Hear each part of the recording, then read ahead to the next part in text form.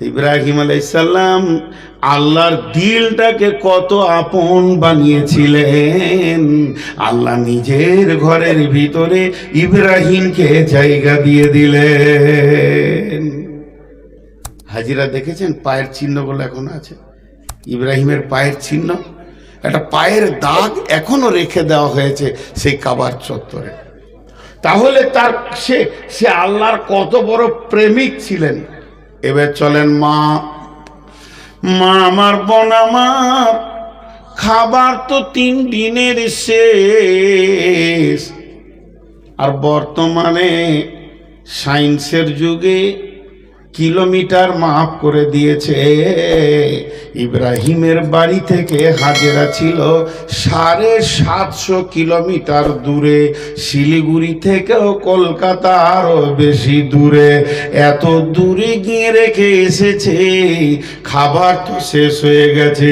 মহিলার পানি খাস, খাবার শেষ, আস্তে আস্তে শরীর শুকাচ্ছে। মেয়েদের শরীর শুকালে স্তনও শুকিয়ে যাবে। শিশু ইসমাইলও দুধ পাচ্ছে না। এবার শিশু ইসমাইলের কান্না শুরু করেছে। কিন্তু হাজেরা কত দীর্ঘ, হাজেরা কত আপনার কিনা দীর্ঘ সম্বলিত মেয়ে ছিলেন, কত অটল মেয়ে ছিলেন, ইমানের কত আপার লেভেলের পৌঁছেছিলেন। উনি নিয়ত করেছেন ওই কাবার মালিক আমাকে ডেকে নিয়েছে, মরবো তো ওরই কাছে মরবো, বাঁচবো তো ওই বাঁচাবে। এবার খোদার যন্ত্রণা সহ্য হচ্ছে না। 2টা পাহাড়, একটার নাম হলো সাফা আর একটার নাম হলো মারওয়া। হযরতে হাজেরা আলাইহিস সালাম একটা পাথরের ছায়াতে ইসমাইলকে শুইয়ে দিলেন। শিশু ইসমাইল কাঁদছে, পা ঠুকছে। ছোট বাচ্চা কাঁদলে পা গুলো এরকম ঠুকবে, পা ঠুকছে, কাঁদছে। হাজেরা প্রথমে গিয়ে সাফাতে উঠলেন। পাহাড়ে ওঠার পর বলছেন, কে আছো গো? আল্লাহর কোন গোলাম, আমাকে কিছু খাবারের ব্যবস্থা, পানীয় দাও। এই বলে সে পাহাড়ের নিচে নামলো। আর যখন পাহাড়ের নিচে নেমে এই পাহাড়ে উঠতে গেছে, ওটা এতটা পরিমাণে খাল ছিল যে বাচ্চাটা দেখতে পেছিল না। ওই ক্ষুধার্ত অবস্থায় ওই জায়গায় উনি ধরেছেন। আর ধরার পর মারোয়া পাহাড়ে উঠেছে। এবার হলো সাফা মারোয়া, মারোয়া সাফা, সাফা মারোয়া, মারোয়া সাফা। এই করতে করতে করতে করতে 7 চক্কর যখন হয়ে মারোয়া পাহাড়ের ওপরে দাঁড়িয়ে আছেন, আর ছেলেকে দূরে থেকে দেখছেন আর বলছে, মাবুদ তুমি আমাদের ব্যবস্থা নাও। ইসমাইল পা টুকে যেখানে কাঁদছে, ইসমাইলের পায়ের কাছে একটা নওজোয়ান, একটা যুবক, সুন্দর সুশ্রী চেহারা, এটা অন্য কেউ নয়, ইনি ছিলেন জিবরাইল আলাইহিস সালাম। নিজের পায়ের গোড়ালিটা জোর করে মেরে দিলেন ইসমাইলের পায়ের কাছে। আর যখনই জোর করে মেরে দিলেন, ফিনকি ধরে পানি উঠতে শুরু করলো। আল্লাহর গাড়ি খুলে গেল, আসমানের দরজা খুলে গেল, আল্লাহর গোডাউনের তালা খুলে গেল। হাজেরা ধরে আসলো, বালু দিয়ে পাথর দিয়ে বললেন জম জম জম, যা দিয়ে বললেন। হাজেরা আরবি জানতেন না, তিনি ইব্রানি ভাষার মেয়ে ছিলেন। হাজেরা আরবি জানতেন না, তিনি ইব্রানি ভাষার মেয়ে ছিলেন। ওটা যদি আরবিতে হতো যে জম জম হতো, জিম দিয়ে হতো, তা উনি যা দিয়ে বলেছেন। আজও জমজমে যা দিয়ে লেখা আছে, ঝক্করকে কেউ চিন করেনি। পানি জমে গেল, সে পানি এত মধুর পানি। ওই জমজমের পানিতে 3টি গুণ আছে। 1 নম্বরে পিয়াস নিবারণ হয়, ও সব পানিতে, আপনার আমার কলের পানিতেও পিয়াস নিবারণ হয়। 2 নম্বরে অত্যন্ত যদি ভোগ লাগে, দুনিয়ার আপনার পানি আমার পানি খেলে পেটে ব্যথা করবে, কিন্তু জমজম যদি পেট ভরে খান ব্যথা করবে না, ও ভোগও নিবারণ করে। 3 নম্বরে বিশ্বনবী বলেছেন, দোয়া পড়ে যদি কেউ নিয়ত করে খেতে পারে তো শরীরের রোগ পর্যন্ত ভালো হয়ে যাবে। আপনার ঈমান যেমন শেফা তেমন। সেই জমজমের কূপের পানি উঠলো, হাজেরা সেই পানি পান করলো। ও মা হাজেরা রে, তুমি কেমন মহিলা, তুমি একা দৌড়েছ ওই সাফা মারওয়াতে, যে জায়গায় উনি দৌড়েছেন, যত বড় মিনিস্টার হোক না কেন, হজ করতে গেলে বাদশাকেও ওখানে দৌড়তে হবে। ও মা হাজেরা, তুমি আল্লাহকে কত আপন বানালে যে সারা বিশ্বকে তুমি জমজমের পানি খাইয়ে দিলে। আল্লাহ তাবারাক ওয়া তাআলা বলছেন, এটা হলো আমার ঘরের ইতিহাস, এর নাম হলো মক্কা মুকাররমা। এগুলো আমি বানিয়েছি কেন? তাই তোদেরকে ডাকছি, আয় আয় আয় তোরা হিজ্জুল বাইতি অনিস্তাতা ইলাইহি সাবিলা ওয়ালিল্লাহি আলান নাসে। আল্লাহর তরফ থেকে প্রত্যেকটি মানুষকে দাওয়াত দেওয়া আছে। কে বলেছে আপনাকে দেয়নি, আমাকে দেয়নি? আল্লাহর তরফ থেকে প্রত্যেকটি মানুষের দাওয়াত দেওয়া আছে। হিজ্জুল বাইতে, এসো আমার ঘরে এসো, মানিস্তাতা ইলাইহি সাবিলা। যদি রাস্তাটা শেষ করার ক্ষমতা তোর হয়, তুই পৌঁছে যা। এরই নাম হলো পৃথিবীর প্রথম ঘর কাবা। আপনাদের বিরক্ত লাগছে নাকি ভাই? ওই একটা দুটা করে উঠছে, আসলে ওরা খুব অ্যাকুরেটি। হ্যাঁ, আপনাদের কদিন জালসা? সুবহানাল্লাহ, একদিনে ক্লান্ত হয়ে গেছে কত লোক, আপনারা দুদিন আল্লাহ তৌফিক দিয়েছে। আজকে কত তারিখ? একজনের ট্রেনে শুয়েছিল, আর এক হকার এসে বলছে পুরি তরকারি, পুরি তরকারি, পুরি তরকারি। পেট ভরে 4 ডজন খেয়েছে। খানিক পর হকার এসে বলছে পয়সা। বলে কিসের পয়সা? আপনিই তো বললেন সরকারি পুরি। ওকে বলেছে তরকারি পুরি, ও শুনেছে সরকারি পুরি। আসলে ঘুমিয়েছিল। কি গোলমাল শুনছে ভাই। হ্যাঁ, দেখছে ট্রেনে চেপেছি, আজকে 27 তারিখ বলছে, সাদে লোক উঠছে, 28 তারিখ ঢুকে গেল, আর হুঁশি নাই। তাহলে জালসা কি শোনা শুনবে? সব উল্টো শুনবে। আর 27 আছে। এতক্ষণে বলছে যে 1 মিনিট হয়ে গেল। 2 দিন জালসা করাইছেন আপনারা একটা বক্তাকে, 27, 28। এত বড় জালসা, আল্লাহ আকবার, 2 দিনে শেষ করছে। তো এ হলো সেই ঘর। আল্লাহ এবার কি বলছে দেখেন। মদিনা আর যাব না, মক্কাতে অনেক কথা আরো আছে, সেগুলো সব বাদ দিয়ে দিলাম। এখন মসজিদ সম্পর্কে কটা কথা বলি। কারণ মক্কাটাকেই যদি তিলে তিলে বলতে শুরু করি, ভাববেন যে বইয়ের অ্যাডভার্টাইজ করছে, মাপ চাইছি আপনারা ক্ষমা করবেন। মক্কার মদিনা, যদিও বইটা ছোট 20 টাকা, দেখবেন পরে মক্কা কাকে বলে, মদিনা কাকে বলে। তো মক্কা মদিনার হৃদয়ে, তার কারণ হচ্ছে গোটা কোরআনটাই 2টি শহরে আল্লাহ তাবারাক ওয়া তাআলা বানিয়েছেন। এখন আমি যে বিষয়টা আপনাদের সামনে তুলে ধরছি, ওই নকশাতে আমরা মসজিদগুলোকে বানাচ্ছি। মসজিদগুলোকে রুহুল মানি নামে একটা কিতাবে একটা তফসির আছে, আপনাদেরকে শোনাবো মসজিদের ব্যাপারে কি বলেছে। কিন্তু মসজিদ, এই যুবক কমিটি এত কষ্ট করে আদায় করে, কালেকশন করে, জলসা করে, কালেকশন করে, এই ঘুরে লোকের ঘরে দরজায় দরজায় ঘুরে, এদের মধ্যে কেউ শিক্ষিত, কেউ বিএ পাস, কেউ ব্যবসায়ী, কেউ মাস্টার, কেউ ডাক্তার, তারপরও দরজায় দরজায় ঘুরে মসজিদ বানাচ্ছে। কেন? কেন? চলেন আয়াত বলি। বিসমিল্লাহির রহমানির রহিম। ইন্নামা ইয়ামুরু মাসাজিদাল্লাহি মান আমানা বিল্লাহি ওয়াল ইয়াউমিল আখিরি ওয়া আকামাস সালাতা ওয়া আতাজ যাকাতা ওয়া লাম ইয়াখশা ইল্লাল্লাহ ফাআসা উলাইকা আইয়াকুনু মিনাল মুহতাদিন। ধ্যান দেয়া একটা শুনেন। টোটোতে একটা লোক এলো। লোকটা আসার পর মাস্টারের ঘরে উঠলো। লোকটা কিন্তু মূর্খ, চাষি লোক উঠেছে মাস্টারের ঘরে, প্রফেসরের ঘরে। তো লোকটা কার মেহমান? মাস্টারের মেহমান, প্রফেসরের মেহমান। এবার আপনারা মুখ খুলে বলেন, ওই মেহমান যখন কারো বাড়িতে উঠে তো দস্তরখানা বা খানচার খাবারটা কে আনবে? প্রফেসর আনবে না মেহমান আনবে? যত বড়ই মৌলানা হোক ও আনবে। মেহমানের সম্মান বেশি। তাহলে এর ঘরে উঠলে মাস্টারের মেহমান, এর ঘরে উঠলে ডাক্তারের মেহমান, আর যে আল্লাহর ঘরে উঠবে সে আল্লাহর মেহমান। আল্লাহ তাবারাক ওয়া তাআলা একটা শব্দ ব্যবহার করছেন, ইন্নামা ইয়ামুরু মাসাজিদাল্লাহি, তোমরা মসজিদের দেখভাল করো, মসজিদের তামির দাও, মসজিদের সার্বিক কল্যাণের কথা চিন্তা করো। আরেকবার বলছি, মসজিদের সার্বিক কল্যাণের কথা চিন্তা করো, মসজিদের সার্বিক কল্যাণের কথা চিন্তা করো। এখন আপনারা একবার বলেন, মসজিদ ভাঙা গোনা না নেকি? একজন খালি বলেছে গোনা, আর বাকি লোক কটা চুপ বসে আছে।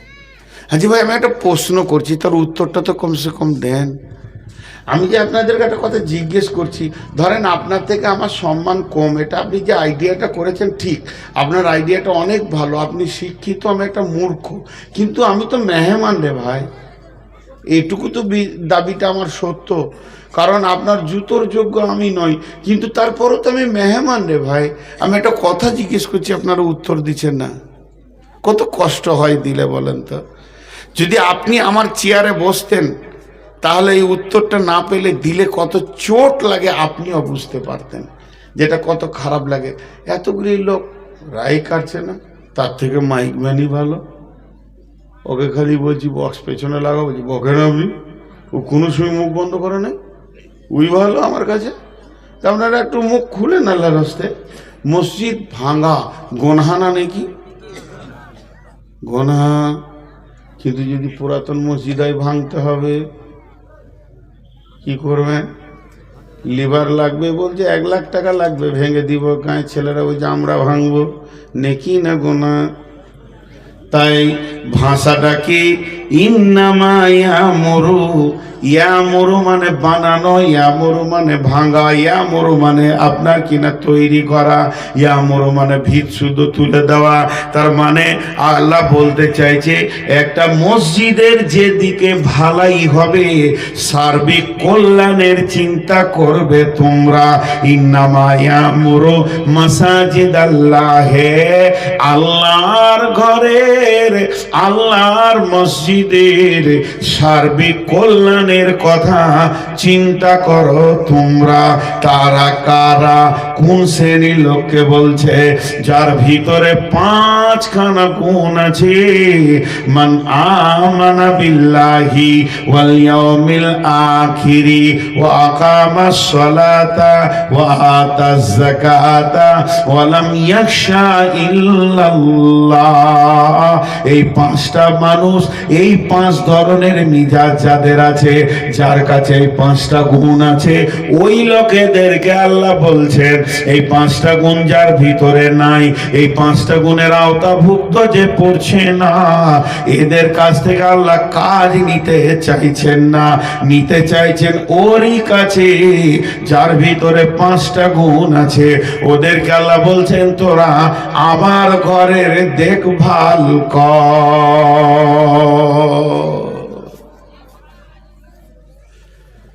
আমার ঘরের দেখভাল কর।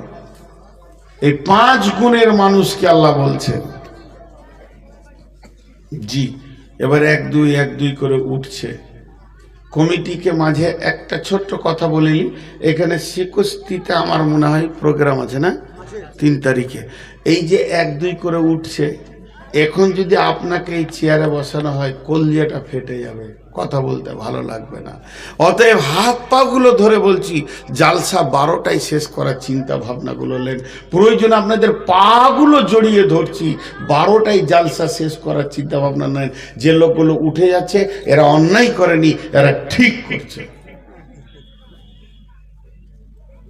কিন্তু কোনো কমিটিকে বুঝিয়ে পারলাম না।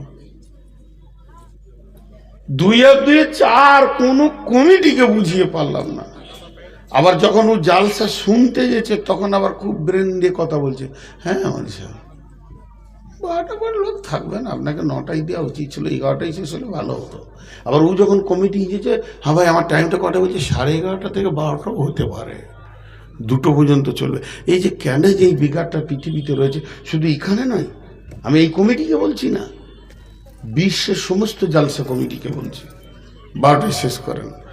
যতই দিনাজপুরে জালসাগুলো এখন 11টায় শেষ হচ্ছে। তো যাই হোক ভাই, আপনারা যারা যে কটা লোক বসে আছেন আর উঠিয়েন না। মানুষ যখন উঠে তখন বক্তার হৃদয়ে খুব চাপ হয়, এই জন্য কথাটা বললাম। আপনারা কেউ উঠবেন না। যে আল্লাহ বলছেন তোরা আমার মসজিদকে দেখভাল কর, আল্লাহ নিজে বলছে আমার ঘরের দেখভাল তোরা করবি না তো কে করবে? সেই 5টা গুণ কি এবার হাতের দিকে তাকান। মান আমানা বিল্লাহি, আমার উপরে যার বিশ্বাস আছে, আমি কে, আমি কেমন, আমি কি করতে পারি, আমি কে, আমি কেমন, আমি কি করতে পারি, আমার ক্ষমতার উপরে যার বিশ্বাস আছে। দ্বিতীয় যে ওয়াল ইয়াউমিল আখিরি, এবং আমি তোদের সামনে একটা প্রতিনিয়তি তত্তর করে দিন নিয়ে আসি, সেটা হলো কিয়ামতের দিন। এইটার উপরে যার বিশ্বাস আছে, ওই দিনটার নাম হলো হিসাবের দিন। সে আমার মসজিদ বানাবে, মসজিদের হিসাব রাখবে, মসজিদে দান করবে। ও আকামাস সালাতা, যে লোকটা নামাজ কায়েম করবে, যে নামাজ পড়ে না, যে নামাজ পড়ে না, তোমাকে মসজিদের চিন্তা নিতে হবে না। ও বেনামাজি, তুমি মসজিদের চিন্তায় আসিও না, কারণ যারা সপ্তাহে একদিন নামাজ পড়ে, যারা সপ্তাহে জুমা পড়ে, এরা নামাজি নয়, এরা নামাজি নয়, এরা নামাজি নয়, এরা নামাজি নয়, এরা নামাজি নয়, এরা নামাজি নয়, এরা নামাজি নয়, এরা নামাজি নয়। যে লোকটা জুমাও পড়ে না, ওই লোকটা যেমন এই লোকটা তেমন, অর্থাৎ শুধু জুমা পড়নেওয়ালা নামাজি নয়, নামাজি নয়, নামাজি নয়, নামাজি নয়, কোনো রকমই তাকে নামাজি বলা যাবে না। অতএব যে 5 ওয়াক্তে নামাজ পড়ে, ওয়া তাযাকাতা, মাল যদি বেশি হয়ে থাকে আর ওই লোক যদি যাকাত দেয়, এবং ওয়ালাম ইয়াখশা ইল্লাল্লাহ, আল্লাহ ছাড়া পৃথিবীর কাউকে ভয় করে না, কোনো ডনকে মাস্তানকে ভয় করে না, শুধু ভয় করে তো আল্লাহকে করে। এই ব্যক্তিকে আমার রব বলছে তুমি আমার মসজিদের দায়িত্ব দেখাশোনার লাও।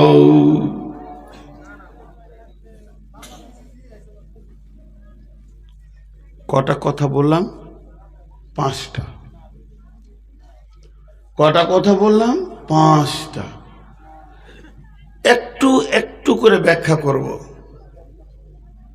প্রথমে আল্লাহর উপরে ঈমান আনতে হবে। এটা একটা টাকা, যে দান দিচ্ছে,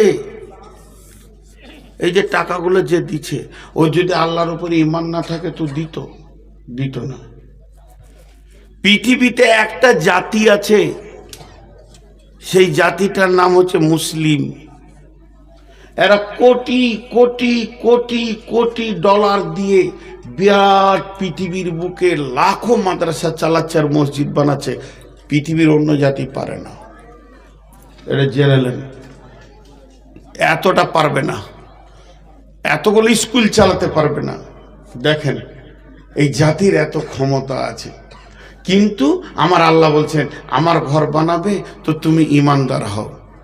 যটা লোক এখানে টাকা দিয়েছেন, তাতে 1 টাকা হোক আর 100 টাকা হোক আর 1 লাখ টাকা হোক, ওর ভিতরে চাপা একটা নিয়ত লুকানো আছে। সেটা ঠিক না ভুল আপনারা একবার বলবেন জোরে, আমি এর বদলাটা আখেরাতে নেব, আমি এর বদলাটা আখেরাতে নিব। আছে না নাই? আর কথা বলেন না আপনারা? আছে। তাহলে এই চাপা 1 টাকাও যে দিচ্ছে সে আমি আল্লাহর কাছে নিব, 100 টাকাও যে দিচ্ছে সেও বলছে আমি আল্লাহর কাছে নিব, আর 1,00,000 টাকা যে দিচ্ছে 10-20 হাজার সেও বলছে আল্লাহর কাছে নিব। তাহলে এই সুন্দর তরিকাটা কারো কাছে নাই। ওই জন্য আল্লাহ বলছে যদি তোর ইমান থাকে, আমার কাছে 20 লাখ টাকা আছে, আমি যাব বিদেশে বেড়াতে, চেন্নাই যাব চিকিৎসা করতে, 6 মাস আসবো না, ক্যাশটা দুবো কাকে, ক্যাশটা দুবো কাকে, ক্যাশটা দুবো কাকে, কার কাছে রেখে যাব? ছেলেদেরকে দিলে ভাগ করে নিবে, বড় কষ্ট করে জগিয়ে রেখেছি। তারপরে অনেক চিন্তা করে দেখলাম আমার এই চাচাতো ভাইটা বড় ইমানদার, আমি যদি অপারেশন করতে গিয়ে মারা যাই, হার্টের অপারেশন করতে গিয়েও যদি মারা যাই, আমার 3 নিয়ে আমার 1 নয়া মারা যাবে না, ওই টাকাটা ও আমার ছেলে ওয়ারিসদের হাতে দিয়ে দেবে।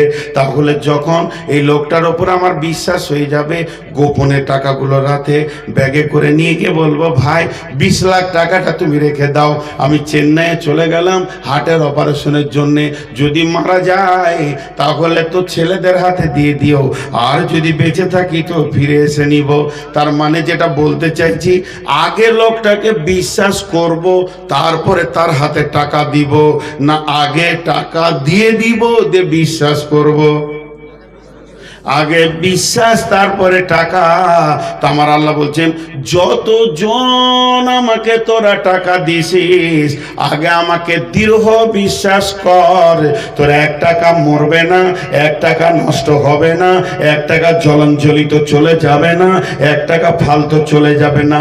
এবার এটাকে আমি পকেটে ভরে নিলাম, আপনি দিয়েছেন মসজিদকে, নূর মোহাম্মদ আমি মসজিদ সেক্রেটারি, পকেটে ভরে নিয়ে এইটাকে রাস্তায় যেতে যেতে জুয়া খেলে উড়িয়ে দিলাম। আমার মতো বেঈমান কেউ নাই, সুদে খেয়ে নিলাম, খাটিয়ে দিলাম, নোংরা করে দিলাম, কিন্তু আপনার 1 টাকা মরলো না। কিয়ামতের মাঠে আপনি পেয়ে যাবেন, যেহেতু আপনি দানটা আল্লাহকে দিয়ে দিয়েছেন। এখন তো এটিএম, ফোনপে, গুগল পে, কত কি উঠেছে। এক যুগে ব্যাংকে এমনি করে গিয়ে স্লিপ দিয়ে ডিপোজিট করতে হতো, উইথড্র করতে হতো। তো আমি সেই যুগের মানুষ, মোবাইলের আগে থেকে, বক্তা মোবাইল আসার আগে থেকে, তো আমি ডালকোলাতে দাঁড়িয়ে আছি, পকেটে টাকা আছে। এখন তার ফোনপে নাই, কি করব? 10,000 টাকা ব্যাংকে ভরে দিই, এমনি করে ডিপোজিট লিখে এবারে টাকাটা এমনি করে দাঁড়িয়ে আছি।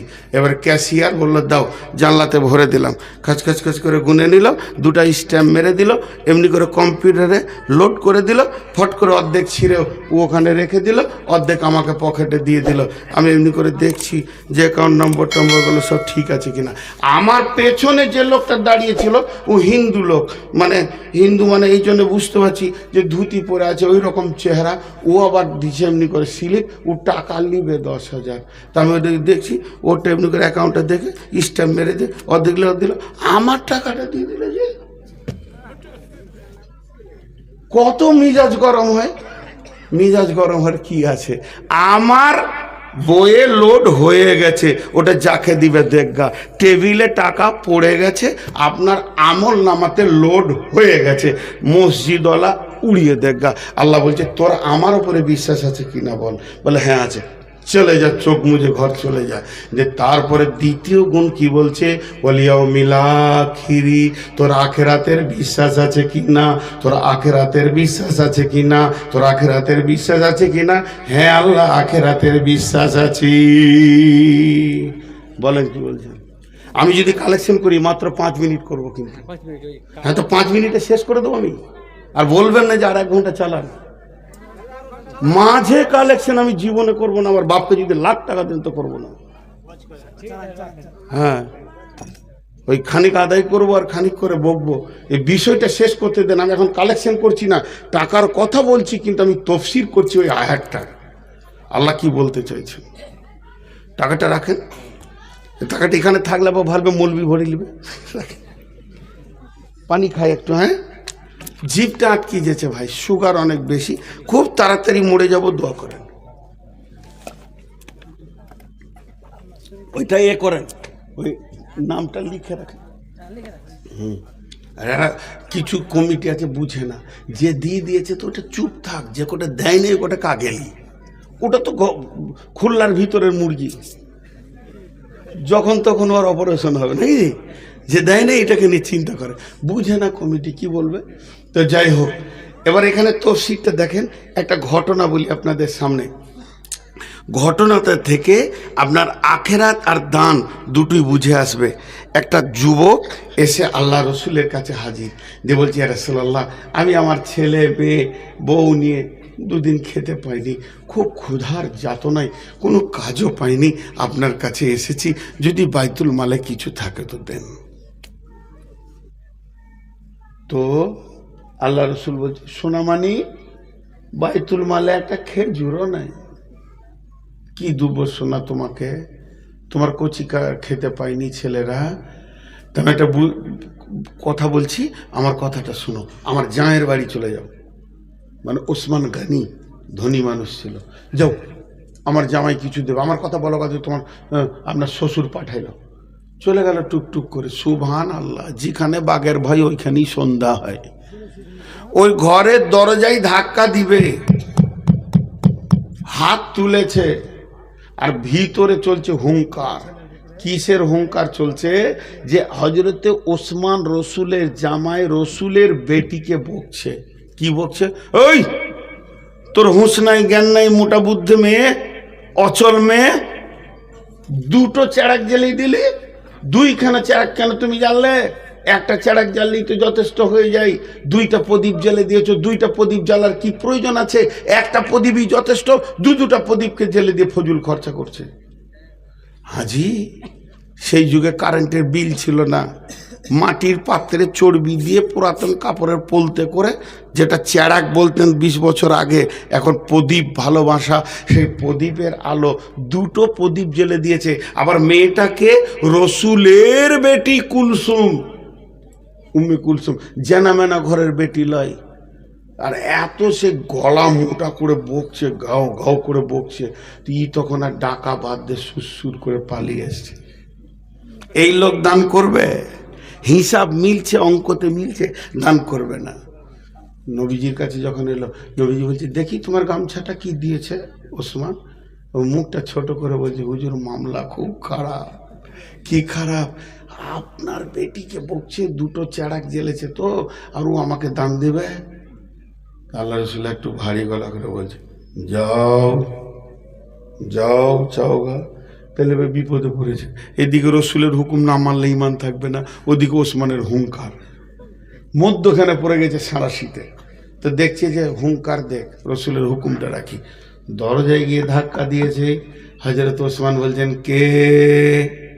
ই বলছে, আসসালামু আলাইকুম। বলছে, ওয়ালাইকুম সালাম। যে দরজা খুলেছে, কি ভাই? তখনই ঢোক গিলছে, মানে এখনই তো রেগেছিল। তো ঢোক গিলে বলছে, ভাই আমি আপনার কাছে আসিনি, আমি রসুলের কাছে এসেছিলাম। কেসটাকে হালকা করছে। আমি আপনার কাছে আসিনি, আমি নবীজির কাছে এসেছিলাম, আপনার শ্বশুরের কাছে এসেছিলাম। আপনার শ্বশুর বলল যে আমার জামাইয়ের কাছে যাও। চুপ। আরে বেশ আসতে বলেছে, তা কেন সেটা বলো। আমি খুব অভাবে পড়েছি। দাঁড়াও। বাড়ির ভিতরে গেল, টুকরি করে মাল নিয়ে আসলো। এইটুকু নয়, হাতে করে নয়, এমনি করে নয়, এইটুকু নয়, টুকরি করে মাল নিয়ে এসে একবার দিল, দুইবার দিল, তিনবার দিল। আর যেই তিনবার দেওয়া হয়ে গেছে, ফকিরটা বলছে, বাস বাস বাস বাস বাস। ফকিরও কেমন ছিল, যে আমার একদিনের হয়ে গেছে, ছেলে মেয়ে নিয়ে বাস। আর এখনকার ফকিররা ভিক্ষাও করে, আবার ব্যাংকে সুদে জমাও করে, দুদিকে করে, করে না? আর আমি কথা ভুল বললাম? জি। যে যুগে প্রতি সপ্তাহে বিপিএল এ 7 কেজি চাল পায়, আর মানে এই চিকিৎসার কার্ড আছে যার, স্বাস্থ্যসাথী, তার আর ভিক্ষা করার কি দরকার আছে? কিন্তু এই বলে বাস বাস দিয়ে মালটা নেওয়া হয়ে গেল। এবার মালটাকে এরকম করে নিয়ে, পুঁটলাটাকে আস্তে আস্তে এরকম করে গুটিয়ে, পুঁটলাটাকে নিয়ে এরকম করে ধরে আছে। যে বলছে, ও নবীর জামাই, আপনাকে একটা প্রশ্ন করতাম। বলে, কি প্রশ্ন? এখন তো নবী বেঁচে আছে, নবীজিকে বলো গা। বলে, এটা নবীজির বিষয় নয়, বিষয়টা হলো আপনার আমার। অতএব আপনাকেই আমি প্রশ্ন করছি। আপনি আমাকে এতগুলো মাল দিলেন, এতগুলো জিনিস দিলেন, এতে আমার সচ্ছলতায় এসে গেল, আর খাওয়ার চিন্তাটা থাকলো না। কিন্তু আমি এটা প্রথম চান্সে পাইনি, দ্বিতীয় চান্সে পেলাম। তো বলছি আমি তো কাউকে ফেরত দিইনি। বলে আপনি দেননি, আপনার হুঙ্কারে আমি পালিয়ে গেছিলাম, আমি একটু আগে এসেছিলাম, আপনি বিবিকে বকছিলেন। বলে হ্যাঁ। বলে তাহলে কেন বলেন? আমি তো আপনার কেউ নই, আমি খালি দুটি সম্পর্কে, একটি সম্পর্কে সম্পর্কিত। আমি মুসলমান ভাই, আমি প্রতিবেশীও নয়, আত্মীয়ও নয়, কিন্তু যাকে আপনি বকছিলেন সেটা আপনার বিবি, এর থেকে আর নিকট আত্মীয় কেউ হতে পারে?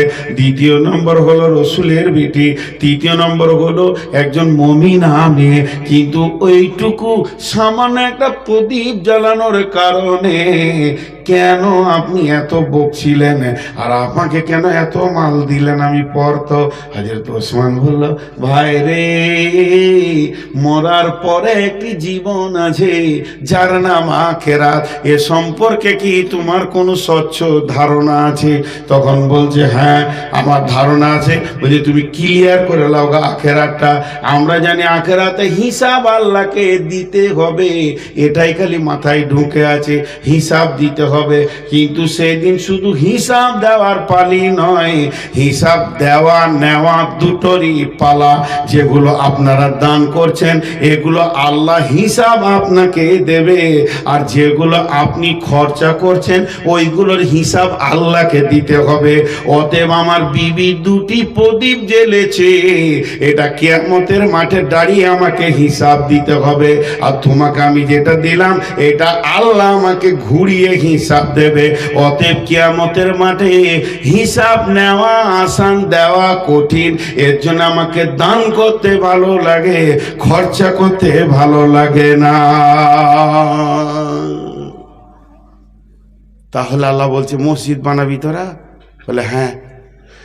আমার উপরে বিশ্বাস রেখে টাকা ফেল, আর আখিরাতের উপরে বিশ্বাস রেখে দে, আমি তোকে বুঝিয়ে দেবো সেদিন। ঝামেলা চুকে গেল। এবার কমিটিকে আল্লাহ বলছে মসজিদ কমিটি হবি তোরা? হ্যাঁ, আমি নূর মোহাম্মদ মসজিদ কমিটি হব। আমার উপরে বিশ্বাস আছে? আছে। টাকা আমার, এইখানে যে টাকাগুলো পড়ছে টাকাগুলোর মালিক কে? জোরে বলেন কে? আপনারা দিচ্ছেন কাকে? কমিটিকে না আল্লাহকে? আল্লাহকে।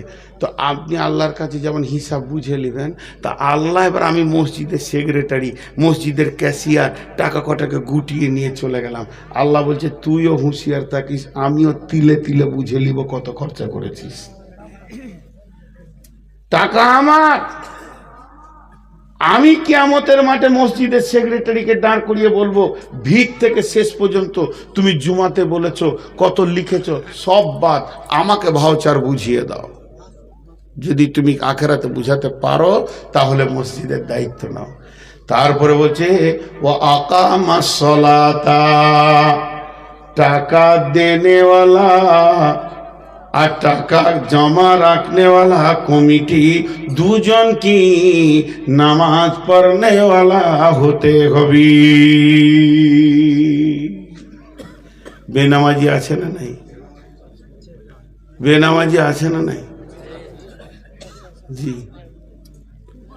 তো দুজন কি হতে হবে? নামাজি। এটা কেন? একটা উদাহরণ দিব, উদাহরণটা ধ্যান দিয়ে শোনেন। আপনাদের এই কালিয়াচকে বা এলাকায় কোনোদিন দেখেছেন দুটো বাঁশ কেমনি করে বেঁধে দেওয়ার পর সেই তার উপরে দড়ি দিয়ে ছোট ছোট বাচ্চাগুলো হাঁটাহাঁটি করে? দেখেছেন? দেখছেন। তো ওই খেলা চলছে, আর ইনি ওই খেলা দাঁড়িয়ে দাঁড়িয়ে দেখতে দেখতে ফট করে 50 টাকা দিয়ে দিয়েছে। আমি বললাম টাকা দিলেন কেন? বলছে খুব ভালো, খেলাটা খুব ভালো লাগলো। আচ্ছা ভালো তো? বলছে হ্যাঁ ভালো। আমি 3 বার জিজ্ঞেস করছি ভালো তো? আমার ভাই বলছে হ্যাঁ ভালো। তখন আমি হাতটা ধরেছি, চলেন উঠেন, ভালো তো আপনি চাপেন, ট্যাঙ্ক ভেঙে যাবে। ভালো কাজে ভাঙে? তখন পালাইছে। আচ্ছা ওখানে যতজন লোক দেখছিল তাদের জন্য এটা কি ছিল? খেলা। তাদের জন্য কি ছিল? খেলা। আর যে হাঁটছিল তার জন্য কি ছিল? কাজ। সে কাজ করছে, তার ইনকাম হচ্ছে, হয়েছে কি আছে না? তাহলে কিছু লোক আছে তোরা নামাজ পড়ে লিগা টাকা দিয়ে দিব, সিমেন্ট দিয়ে দিব, ছাদের রড দিয়ে দিব 20 কুইন্টাল, তো নামাজ তোরা পড়গা। ওর হাত ধরেন, চল মসজিদ না যাব না। তার মানে ও ইসলামকে নামাজকে খেল তামাশা মনে করে নিয়েছে। ওর ভিতরে নামাজের মহব্বত নাই, হৃদয়ে মহব্বত নাই। মসজিদ কমিটি হবে, মসজিদ বানাবে, বসে বসে লেকচার মারবে, জানলাটা স্টিল দেওয়া যাবে না, কাঠের দিতে হবে, না হলে ভালো লাগবে না। এদিকে লেকচার শুনে মনে হবে আল্লাহর 1 নম্বরে গোলাম, আর আজান হলেই শয়তানের সাথে সাথে সে পালাতে শুরু করবে। আল্লাহ বলছে তোর মতো বেঈমান বেনামাজি মসজিদ কমিটি হোস না। যদি জোর করে ক্ষমতা দখল নিয়ে দুর্বলদেরকে লাত মেরে যদি তুমি কমিটি হয়ে থাকো, তাহলে একটা রাস্তা আছে, তোমার 2খানা রাস্তা আছে। 1 নম্বরে রিজাইন দিয়ে তুমি বেঈমান আছো, বেঈমান থাকো গা, ইম্মা শাকিরা ওয়া ইম্মা কাফুরা।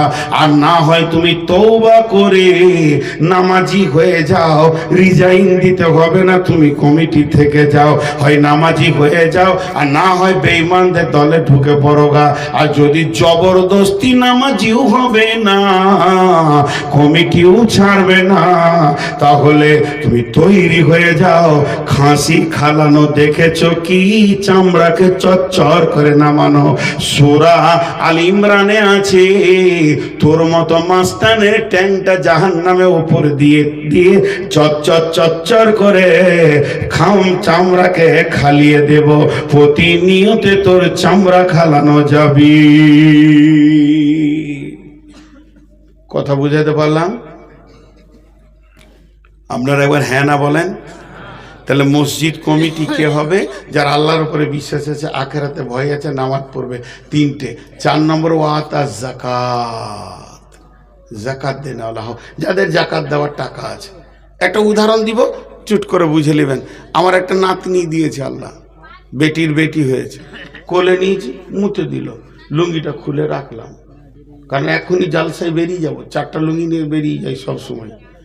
আবার কোলে নিয়েছি আদর করে যে চলে যাব 1 মাস, আবার দিল মুতে। তাহলে কয়টা লুঙ্গি মুতলেও তো গোটা গুটি ভিজছে না, ছিটা ফিটা লাগছে, তা আবার ওই লুঙ্গি 2টা ভাঁজ করে রেখে দিলাম। এবার আমি নিয়ত করেছি এখন ভিজাবো না, কারণ এখন গাড়িতে উঠবো, ওই 2টা লুঙ্গিকে ভালো করে ডবল করে ক্যারি দিয়ে ভরে ওকে ব্যাগে ভরে নিব, যাবো তো ঝনঝনিয়ার পাশে, ওখানে গিয়ে জালসা করে সকালবেলায় ধুয়ে একটু রোদে দিয়ে দিব। আর বাকি ভালো লুঙ্গিগুলো থাক, ভালো লুঙ্গিগুলো টেবিলে রেখেছি, আর ওই 2টাকে আরেক জায়গায় রেখেছি। আমার বিবি 4টাকে ধরে একটা কেড়িতে ভরে দিয়েছে। এবার বলেন কোনটা পরে নামাজ পড়ব? মনের আর কোনো শান্তি থাকবে? বলেন 4টাকেই ডুবাইতে মন যাবে তখন সার্ভ দিয়ে, যে কি করেছে ওর হুঁশ নাই। যারা যাকাত দেয় না তাদের মাল হলো ওই রকম গোলমেলে মাল। সুদারু বেঈমান জুয়ারি মাতালদের মাল হলো পেশাব লাগা মালের মতো গোলমাল মাল। লোকটা লোহার ব্যবসা করে, হার্ডওয়ার্সের ব্যবসা করে, ফার্নিচারের ব্যবসা করে, সেই সাথে আবার জুয়া খেলে, সুদ খায়। কোন টাকাটা কোন টাকা? বুঝতে পেরেছেন? অতএব যারা যাকাত দেয় না তাদের মাল হলো নাপাক। যেমন ওই লুঙ্গিটাতে আমার নামাজ হবে না, বেজাকাতদের টাকাতেও মসজিদ বানানো নাপাক হয়ে যাবে। বেজাকাতের টাকা নেওয়া যাবে না। লোকটা ধনী হলে কি হবে, কিন্তু ওকে যাকাত দিতে হবে। আর 5 নম্বরে বলছে ওয়ালামি ইয়াখশা ইল্লাল্লাহ, আল্লাহ ছাড়া কাউকে ভয় করা যাবে না। এটা আবার কেন এলো কথাটা?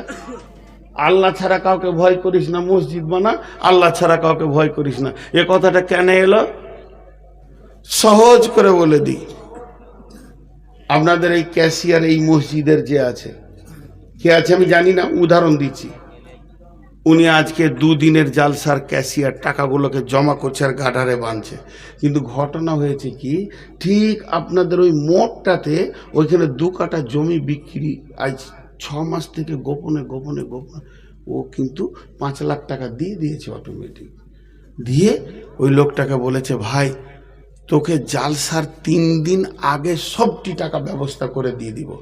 আর জালসাটা যেই হয়ে যাবে বুধবার শেষ, বৃহস্পতিবার না হয় শুক্রবার দিন রেস্টি করে নেব দুইজনে।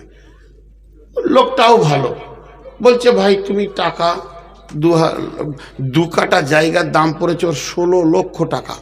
এই 16 লক্ষ টাকার ভিতরে ওর ছিল 5 লাখ, বিবির 2 লাখ, সে বেটিদের সোনা, বিবির সোনা, বহুর সোনা বিক্রি করে হয়েছে 3 লাখ, দিয়ে 5 লাখ আর 3 লাখ 8 লাখ, বন্ধুদের কাছে ধার নিয়েছে 2 লাখ, দিয়ে হলো 10 লাখ।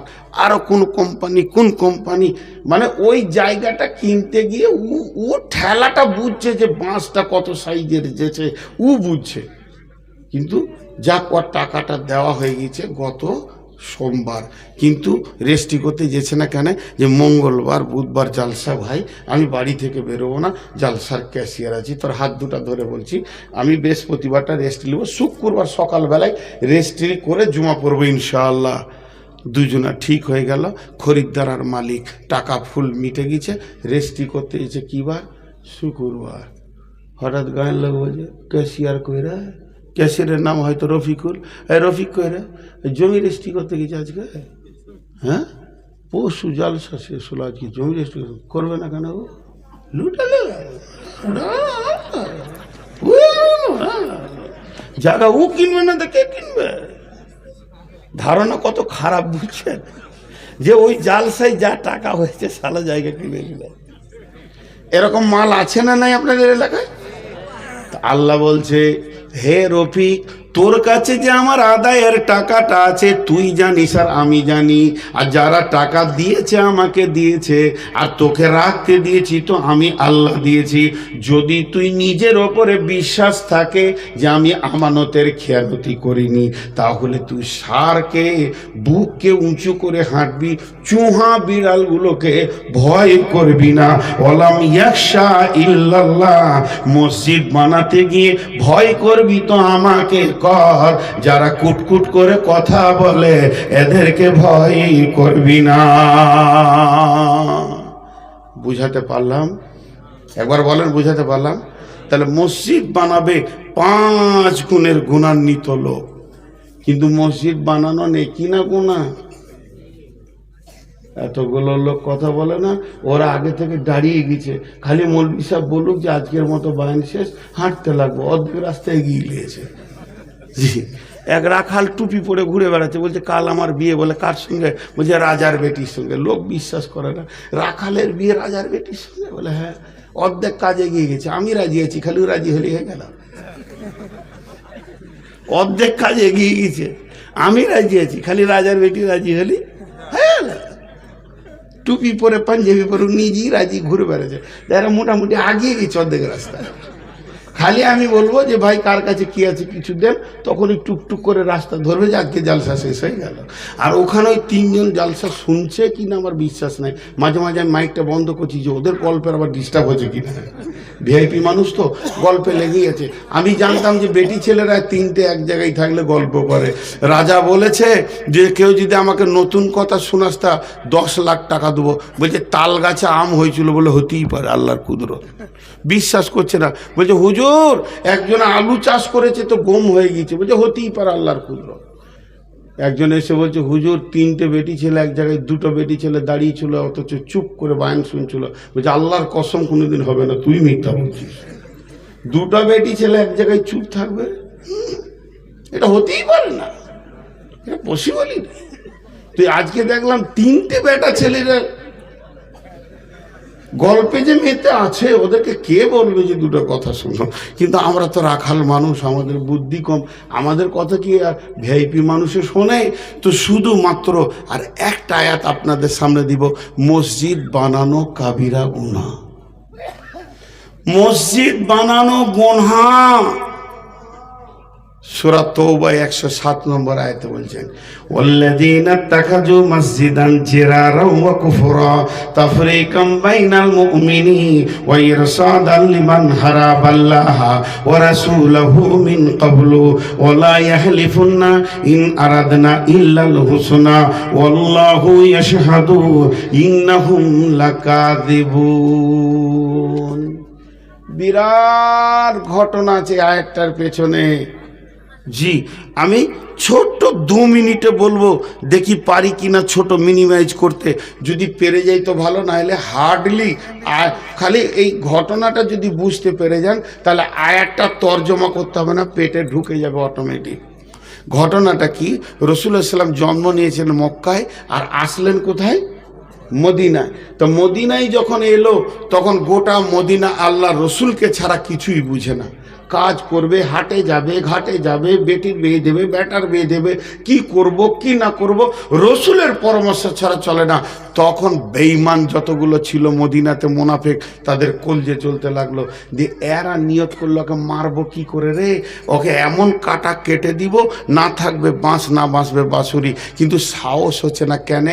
সব লোকগুলো তো ওর দিকে, আমরা মুষ্টিমে কজনাতে পারবো। তখন মুরব্বীরা বলছে ঝামেলা করিস না, চাটনিতে জুটবি না, চুপচাপ থাক। তাহলে কি করা যাবে? বলে ওই ছেলেটা এসেছে কোথা থেকে, ওর আগমনটা কোথা থেকে, মক্কা থেকে না মদিনা থেকে, একবার খবর লাও। তো মক্কা থেকে। বলে সেই জায়গায় যাও, সেইখান থেকে খবর নিয়ে এসো। কি খবর? যে ওখানে ওর কোনো দুশ্মন আছে কিনা। দুজন চলে গেল মক্কায় গিয়ে বলছে, ও মক্কার লোক, তোমরা নবী মোহাম্মদকে চিনো? চিনি মানে ওকে কাটবো। রাতে রাতে পালিয়েছে, ও ভালো লোক লয়। জি, খন্দকের যুদ্ধে এক এক করে কেটে পড়লো। যখন খন্দকের যুদ্ধে এটা হলো, ওকে কাটবো, তখন এর কলজেটা বড় হয়েছে। ওই লেগেই বলে যে মুরব্বীদের কথা শোনো, এখানে ওর দুশ্মন আছে, এরাকে ঠিক খবর দিয়ে দিব, মদিনাতে গিয়ে কেটে দেবে, কেস আমাদের নামে হবে না, আমরা যেমন নেতা ছিলাম নেতা থেকে যাব। এদেরকে খবর দিল। মদিনাতে গিয়ে ওরা আবার গোল করে বসলো, হ্যাঁ ওর দুশ্মন পাওয়া গেছে, আর টেনশন নাই, ওকে এসে কেটে দিবে, আমাদের যেমন মাস্তানি চলছিল সেরকম চলবে। এটা ওরা খুশি হয়ে গেল। জি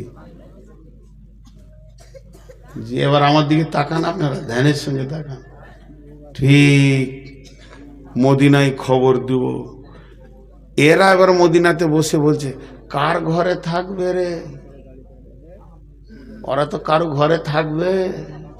কার ঘরে থাকবে? কে নিবি? মেহমান কে খোয়াবি? যদি ধরা পড়ে যে অমুকের ঘরে থেকে রসুলকে মেরেছে, তার চাটনি হবে কি হবে না? তাকে একবার ধুনের পাতা বাঁটা করবে। তো কেউ তো ঘরে গোচ্ছে না। তখন বলছে এক কাজ কর, নবী মোহাম্মদ মসজিদ বানানোটা ভালোবাসে, তা আমাদের পাড়াতে একটা টোলাতে মসজিদ করে নি, ধর একটা মসজিদ বানিয়ে নিলে।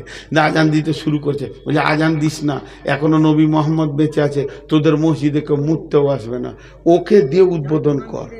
যাকে মারবে তাকে দিয়ে মসজিদ উদ্বোধন করছে।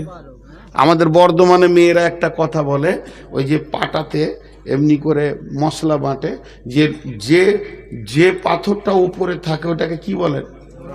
নোড়া। তো বলে পাটাটাকে আমাদের দেশে শিল বলে। যার শিল তারই নোড়া, যার পাটা তারই নোড়া, তার ভাঙবো দাঁতের গোড়া। হ্যাঁ, রসুলকে মারতে চাইছে। আল্লাহ রসুলকে বলছে, ইয়া রাসূলুল্লাহ, আমাদের টোলাতে একটা নতুন মসজিদ হয়েছে, তো নবীজির কলিজাটা বড় হলো। হাজি ভাই, আপনারা মসজিদ বানাচ্ছেন, আল্লাহ আমাকে একা দিয়ে, একা কয়েকটা মুসলিমের সাথে লোক পেয়েছি, প্রায় 2.5 কোটি টাকার কাজ করিয়ে নিল। 2.5 কোটি টাকার। কোথা থেকে টাকা এসছে গাইবে মদত আমি জানি না, কিন্তু কাজ তো হচ্ছে। মসজিদের কাজে নামলে আল্লাহ সাহায্য আসবে। তো এই যে বললাম একটা বড় মসজিদ হয়েছে, তা আপনারা শুনে খুশি হলেন কি না? যদি বলি যে আমেরিকাতে একটা বিরাট মসজিদ হয়েছে, তো মনটা খুশি হবে কি হবে না? এটা তো মুমিনের। নবীজিকে এসে বললেন, ইয়া রাসূলুল্লাহ, আমাদের টোলাতে আমরা একটা মসজিদ করেছি। নবীজির দিলটা বড় হয়ে গেল, বাহ বাহ বাহ বাহ বাহ বাহ, মাত্র কদিনের তোমরা মুসলমান? 10 দিন 20 দিনের মুসলমান, আর এই কয়েকদিনের ভিতরে তোমরা নতুন মসজিদ করেছো, কিন্তু আসলে ওরা মুসলমান নয়। আসলে ওরা মুনাফেক ছিল, কিন্তু নবীজি বুঝতে পারেনি যেগুলো মুনাফেক, নবীজির জানের দুশ্মন।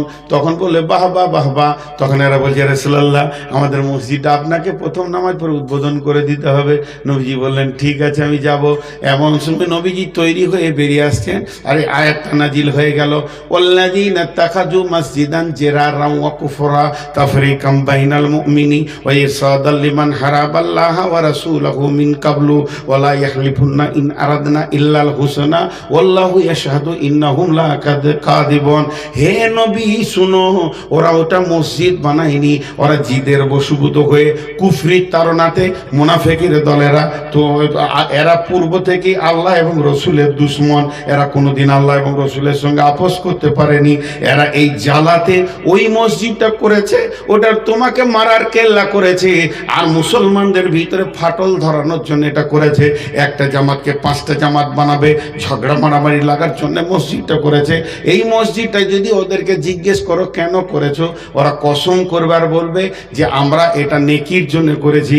আমি স্বয়ং আল্লাহ বলছি ওরা মিথ্যুক, ওরা মিথ্যুক, ওরা মিথ্যুক।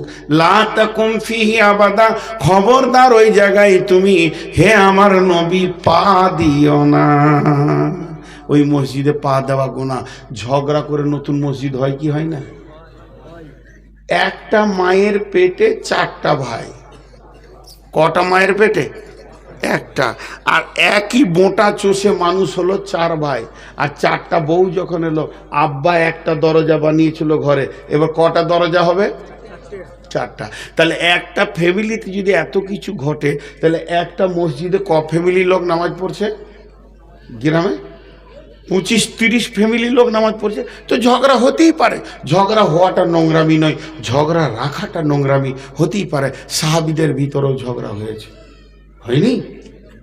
একটা সাহাবী এসে খোঁটা গেড়ে দিয়ে চলে গেল মসজিদের সামনে, আর একজন এসে হুপ করে তুলে দিয়ে নামাজ পড়তে লাগলো। পেছনে এসে যে খোঁটা গেড়েছে ও আগে নামাজ পড়ছে। ও ভাবছে ভালো কাজ করেছি, তো 2 রাকাত নামাজ পড়েই এখন ফাঁকা আছি।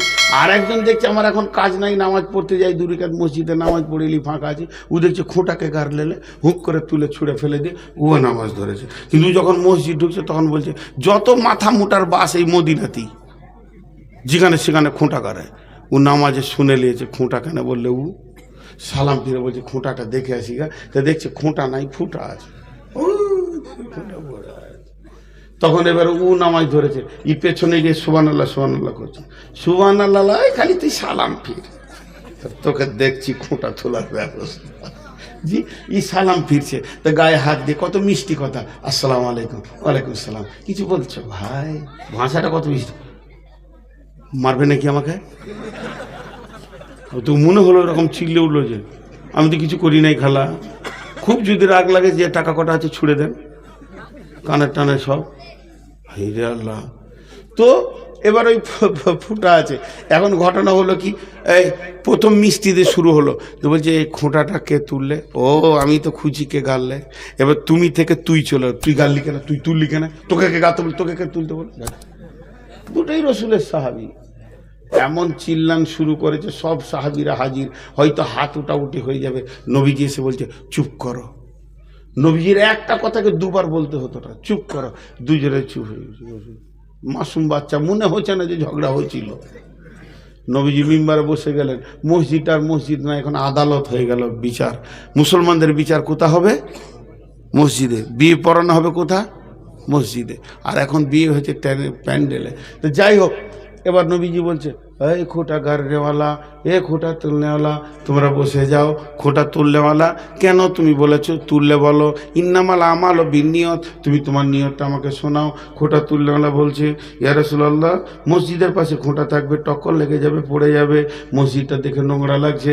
আপনি বলেছেন আল্লাহর ঘরকে পরিষ্কার করে রাখা, তাই আমি ওটাকে পরিষ্কার পরিচ্ছন্ন করে দিলাম। ও দয়ার নবী গো, আর ওখানে টক্কর লেগে যাবে, বিপদ হয়ে যাবে, এই রকম মনে করে আল্লাহকে খুশি করার জন্য খোঁটা তুলে দিয়েছি। এবার বলেন ঠিক করেছে না ভুল করেছে? ঠিক করেছে। এবার বলে তুমি বসো। এ খোঁটা গাড়নেওয়ালা, তোমার কি বেকার নিয়েছিল যে মসজিদের মেন গেটের পাশাপাশি খোঁটা গেড়ে দিলে কেন? ওইটা মসজিদে, এইখানে খোঁটা গেড়ে দিয়েছে এই পিলারটার কাছে, তুমি কেন খোঁটা গাড়তে গেলে বলো? তখনই বলছেন, ইয়া রাসূলুল্লাহ আমার নিয়তটা শোনেন, এইটা হলো মসজিদে নববী, এইদিকে হলো আপনার কিনা মক্কা দক্ষিণে, এইদিকে হলো শাম আর সিরিয়া উত্তরে। মক্কার লোকেরা শাম যায়, শাম থেকে ব্যবসা করে বাড়ি ফিরে, শামের লোকেরা মক্কায় যায়, মক্কা থেকে ব্যবসা করে বাড়ি ফিরে। এটাই হচ্ছে মদিনার মসজিদের সামনে হাই রোড। তারা ঘোড়া গাধা উঁট বোঝাই করে মাল নিয়ে যাওয়া আসা করে। যখন নামাজের টাইম হয়ে যায় ফাঁকা ময়দানে ছেড়ে দিয়ে নামাজ পড়ে, তাদের নামাজে কোনো শান্তি পায় না। আমি খোঁটাটা গেড়ে দিলাম, তারা উঁটগুলোকে বাণিজ্য দলেরা এই খোঁটাতে বেঁধে দিয়ে নামাজ পড়বে। বলেন ঠিক করেছে না ভুল করেছে? দুজনেরই নিয়ত ভালো। আল্লাহ নবী এবার ফয়সালা দিচ্ছেন, ও খোঁটা গাড়নেওয়ালা খোঁটা তুলনেওয়ালা, তোমাদের দুজনের নিয়তের কারণে তোমরা দুজনেই জান্নাতি।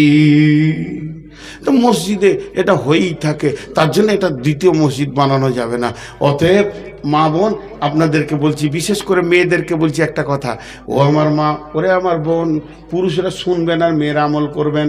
মা আমার, বোন আমার, বিশ্বনবী জামানা একটা মেয়ে প্রতিদিন মসজিদে এসে ফাঁকা টাইমে মসজিদটাকে ঝেড়ে দিত, ঝুলগুলোকে ঝেড়ে দিত, সাফ করে দিত, মুসল্লাগুলোকে ঠিক করে বিছিয়ে দিত, জায়নামাজগুলোকে ঝেঁটিয়ে পরিষ্কার করে বাইরে বের করে দিত। ওই মেয়েটার কাজ ছিল মসজিদকে সাফ করা। একদিন বিশ্বনবী মসজিদে এসে বলছে, মেয়েটা কই? সাহাবীরা বললেন, মেয়েটি মারা গেছে ইয়া রাসূলুল্লাহ, আপনাকে খবর দেওয়া হয়নি, দাফন হয়ে গেছে। আল্লাহর নবী, আখরি নবী, নবীদের নবী, শেষ নবী, নবী মুহাম্মদ কি ভাষা বললেন, ও আমার সাহাবীরা, মেয়েটার কবর কোথা হয়েছে বলো, আমাকে তার কবরের কাছে নিয়ে চলো, আমি তার জন্যে আল্লাহর কাছে মাগফিরাতের দোয়া চাইব। মসজিদ ঝাড়ু দেওয়া কত বড় নেকি। একটা গেল। মসজিদে দীর্ঘদিন আঁধারে নামাজ হচ্ছে, আলো নাই, আলো নাই, আলো নাই, আলো নাই, এত অভাব চলছে, আলো জ্বালাবার পয়সা নাই। একদিন রাতে নবীজি নামাজ পড়তে গিয়ে দেখছেন deep deep deep deep deep deep করে একটা প্রদীপ জ্বলছে। মাটির বাতিতে কে চর্বি দিয়ে দিয়েছে, পুরাতন কাপড়ের পলতে বানিয়ে দিয়েছে, আলোটা জ্বালিয়ে দিয়েছে। আল্লাহ নবী নামাজ পড়ি বললেন, আলোটা কে জ্বাললে গো? এটা বেটা ছেলেদেরকে বলছি, মেয়েরা শুনবে। যে জেলেছু মাথাটার নামও করছে, এরে না শুধিয়ে জেলে দিলাম, কিছু ভুল হলো নাকি রে? নবীজি বলেন, কে গো? মাথাটা তুলো। যুবকটি উঠে দাঁড়ালো। যুবকটার নাম কি? ওই যুবকটার নাম হযরতে বুরাইদা রাদিয়াল্লাহু তাআলা আনহু। আল্লাহ নবী কি বলছেন দেখেন,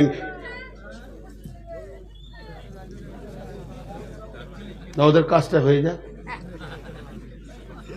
ওকে ধুমকে তাড়ান, তখন থেকে থাবড়ে তাড়বার কেউ যদি আছে তো তাড়েন। এই তোকে লজ্জা আছে?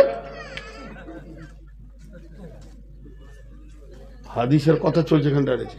বিশ্ব নবী কি বললেন? ওই যুবকটা দাঁড়িয়ে আছে। নবীজি বললেন, হে যুবক, যুবকটার নাম কি বললাম? হযরতে বুরাইদা রাদিয়াল্লাহু তাআলা আনহু। নবী বলেন, বুরাইদা রে, আমার 4টা মেয়ের বিয়ে হয়ে গেছে, যদি একটা বাকি থাকতো কিংবা 5 নম্বরে যদি কোনো মেয়ে থাকতো, আমি এক্ষুনি তোমার সঙ্গে বিয়ে পড়িয়ে দিয়ে আমি তোমাকে জামাই করে নিতাম। মা বোন, কাবা শরীফে যে ঝাড়ুগুলো আছে, একটা ঝাড়ুর দাম ইন্ডিয়ান মানিতে 30 থেকে 40 লাখও আছে। কম্পিউটারে চলছে, মেশিনে চলছে। আর হাটে যদি কিনতে যান তো 25 টাকাতেও পাবেন। তা আপনাদের কাছে আমি 30 লাখ টাকা চাইছি না, আপনারা ঝাড়ুর দায়িত্বটা নিয়ে 1500 আর 100 দেন।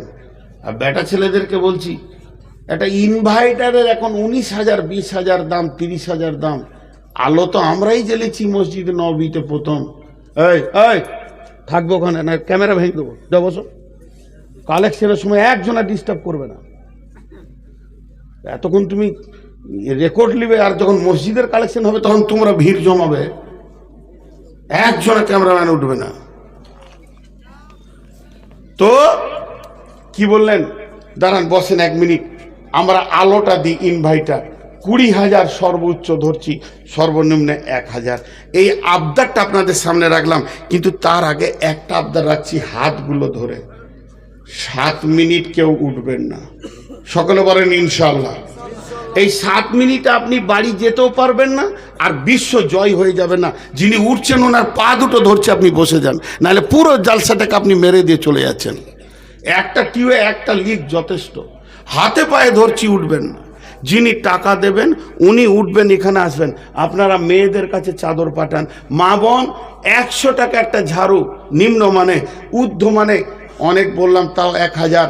আপনাদের কাছে 3টে দাবি রেখেছি, 1150, 1500, 150, 1500 দিতে থাকেন। মেয়েদের কাছে লোক পাঠান। ও আর আপনাদেরকে বলছি, কোন আল্লাহর গোলাম আছেন 2000 1000 দেনেওয়ালা, যিনি দেবেন তিনি উঠে আসেন। এই কই তোমরা ক্যামেরাটা খুলে বইগুলোকে রেডি করো গা, দুজন খুলে নাও, যে বইগুলো রেডি করো, বাকি কেউ উঠবে না। তো আমি যে কথাটা বলছি খেয়াল করেন, দেন আমাকে দেন। 1000 টাকা দেনেওয়ালা কেউ আছেন? সর্বনিম্নে বললাম 1000 টাকা, আর আমি দোয়া দিব, তারপরে একসঙ্গে যাব। আমি 7 মিনিট চেয়েছি, তার মধ্যে 1 মিনিট হয়েছে। আমি প্রতি মিনিট আপনার কত আছে? 5000 আছে নাকি? মাশাল্লাহ। আর কেউ আছে না? ওইটা কে দিয়েছিল তখন? চলে যান না ভাই, আমার খালি হাতগুলো ধরে বলছি, চলে যান। আবুল কালাম 20,000, মাশাল্লাহ। হাসমত 60,000, মাশাল্লাহ। একসঙ্গে দোয়া করব। আর দেখেন 5 মিনিটে কিছু যায় আসে না ভাই আমার, কারণ আপনি যদি বসে থাকেন তো আপনার এই বসে থাকার কারণে হতে পারে আর দুটো আল্লাহর গোলাম কিছু দেবে। আর আমি একটা কথা প্রথমে বলেছি, 20টা টাকা একটা বইয়ের দাম মাত্র। ওই সামনে এগিয়ে যাবেন, ওখানে আমার গাড়ি আছে, গাড়ির সামনেতেই ওখানে এরা দুজন। জামিরুল কোথায় আছো?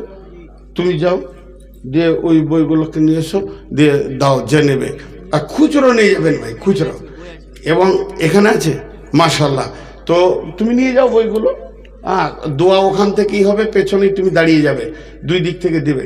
তো আল্লাহর হস্তে বলছি যে আপনারা দেখেন, আর মাত্র 5 মিনিট আছে, মাত্র 5 মিনিট। আল্লাহর গোলাম পায়ে ধরেও লোক রাখতে পারলাম না, চলে গেল। একদিন আল্লাহর পায়ে ধরে কাঁদবে হসপিটালে, সেদিন আল্লাহও দেখবে না। এগুলো হয়ে থাকে বহু ঘটনা। আল্লাহ আমাদের সকলকে সুস্থ রাখুন, বলেন আল্লাহুম্মা আমিন। আল্লাহ আমাদেরকে সকলকে মাফ করুন। তিহির ময়দানে মুসার কথা না শুনে 6 মাস কালি ঘুরেছিল। আমি আজকে বললাম 5 মিনিট বসেন, আমি বদদুয়া দিচ্ছি না, উদাহরণ দিচ্ছি। টক্কর খেয়ে এমন করে নাক থেবলে পড়বে রোডের ওপরে, হাসপাতালে 5 মাস থাকবে ও, দাঁত মাত ভেঙে। তো 5 মিনিটের মূল্য তখন বুঝবে যে কেন 5 মিনিটটা দিইনি। তো আমি এটা বদ্ধ দিচ্ছি না, উদাহরণ দিচ্ছি, ঘটনাগুলো ঘটেই থাকে। বিধায় আল্লাহর গোলাম কেউ আছেন? আচ্ছা, এখানে 2-3টে চাদর দেন না ভাই। আপনাদের তো কালেকশন নেওয়ার মতো মানসিকতাটা কম দেখছি আর কি।